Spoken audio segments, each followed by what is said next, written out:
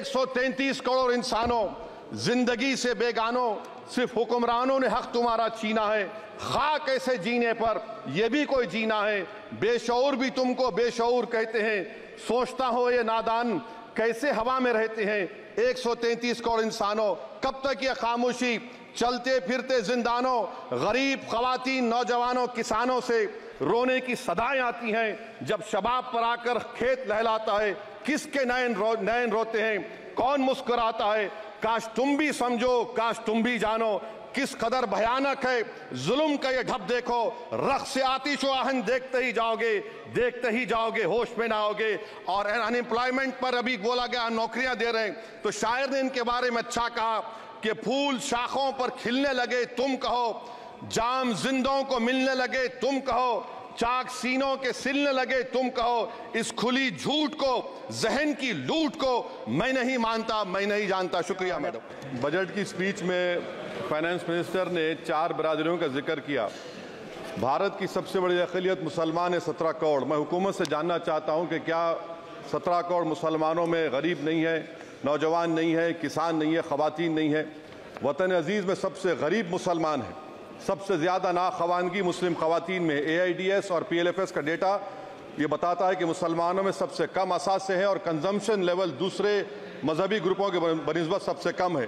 तालीमी इदारों में मैडम 15 और 24 साल की उम्र में भर्ती एनरोलमेंट में मुसलमानों की सिर्फ 29%, शेड्यूल कास्ट की 44%, हिंदू OBC के 51% और हिंदू अपर कास्ट की 59% है। हायर एजुकेशन मुसलमानों का एनरोलमेंट सिर्फ 5% है। PLFS का 2018-19 का डेटा वेज एम्प्लॉयज बताता है कि मुसलमान 22% थे, 2022-23 में 15% हो चुका है। सेल्फ एम्प्लॉयमेंट में मुसलमान हिंदू सिख से ज़्यादा 58.4% है। रेगुलर वेज एम्प्लॉयमेंट में सबसे कम मुसलमान है 15% और कैजुअल लेबर में सबसे ज़्यादा मुसलमान 26% है। तो मुसलमानों का शेयर रेगुलर एम्प्लॉयमेंट में लॉस हो रहा है एम्प्लॉयमेंट का।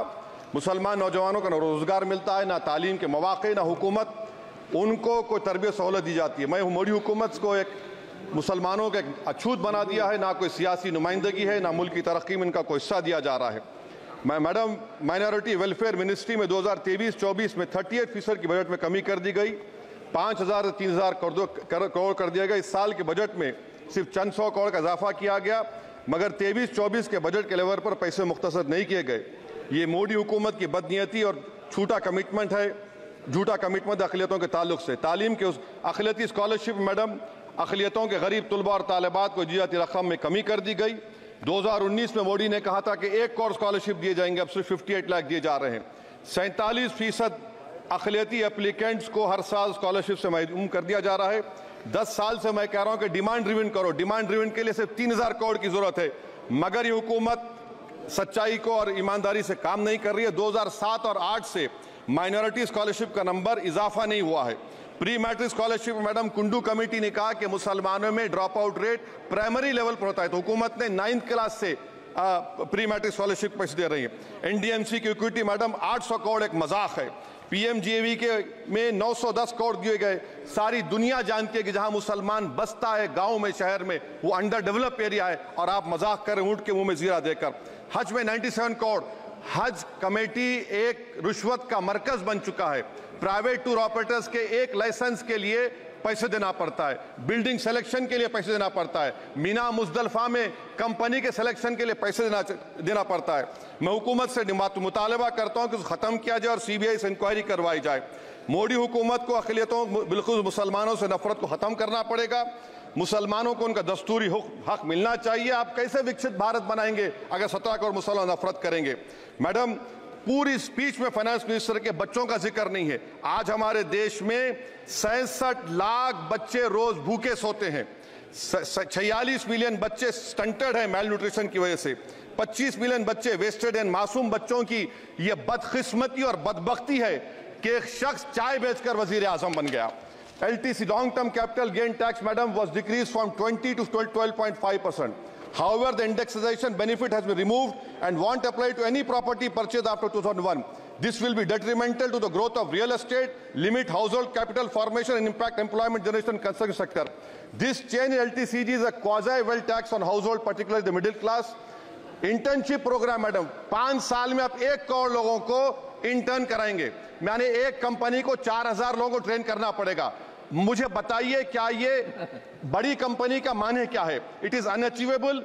Will it be based on market cap, revenue, employ size? May be Prime Minister Modi is saying to Agniveer to do internship after 4 years of service in armed forces. Madam, 21 billion people have given up all hope and stopped looking for jobs. This brings down to 9% eligible population that is either employed or they're looking for jobs. Maybe Finance Minister can introduce a Berozgar tax and tax unemployed as well. No significant increase for social welfare, healthcare. It looks like Prime Minister Modi is saying, देश की middle class की संपत्ति पर पहला हक हमारे alliance का है. In real terms, when adjusted to inflation, the allocation of health ABPMJ has declined. Modi is saying he said heal in India during G20. The reality is India is hurting. Madam, this government wants to increase FDI from China. Is the Prime Minister not concerned that our armed forces cannot patrol 26 patrolling point out of 65 in Ladakh? Maybe the Prime Minister wants the Chinese monopoly Indian markets. Import from China have crossed 101 billion 2024. Prime Minister Modi says Khelo India, but in reality the budget has shown that Modi government policy is Jhelo India. Gharib, middle class, farming, city dwellers, men and women, sab Modi ko jhel rahe hain. Madam, in the current financial year, in February 5th, 15,993 MSMEs have been closed. Total MSCs closed have 35,680. Andhra Pradesh bifurcation. This parliament passed a law. For last 10 years, Modi government has shown their intellectual dishonesty in not giving ITR, IIM, Bayaram Steel Factory, Railway Code Khazipet, recognition of Palmaru as national education project. This shows intellectual dishonesty of this government.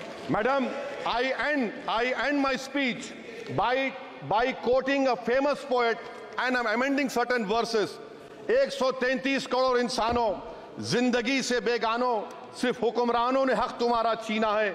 खाक ऐसे जीने पर ये भी कोई जीना है. बेशऊर भी तुमको बेशऊर कहते हैं. सोचता हो ये नादान कैसे हवा में रहते हैं.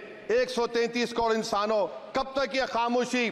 चलते फिरते जिंदानों, गरीब खवातीन, नौजवानों, किसानों से रोने की सदाएं आती हैं. जब शबाब पर आकर खेत लहलाता है, किसके नयन रोते हैं, कौन मुस्कुराता है?